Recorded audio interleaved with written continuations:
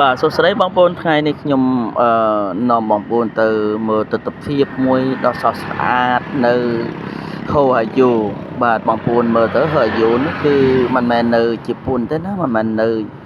ញឹកដែរគឺនៅប្រទេសវៀតណាមតែម្ដងហូហាយូនេះគឺទីតាំងនៅដាឡាបាទនៅដាឡាជាទីតាំងដែលទើបធ្វើថ្មីឆ្នាំ2023 24នេះគឺជាធ្វើដំណើរចាប់ដើមគេហៅថាធ្វើរចនាសម្ព័ន្ធដើម្បីនឹងតាក់ទាញភ្ញៀវ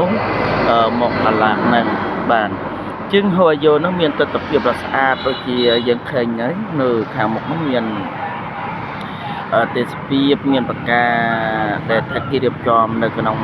តំបន់នេះគឺស្អាតតែម្ដងហើយសម្បត្តិនេះមិនថ្លៃទេបងប្អូនគ្រួសាររបស់យើងគឺវាប្រហែលជា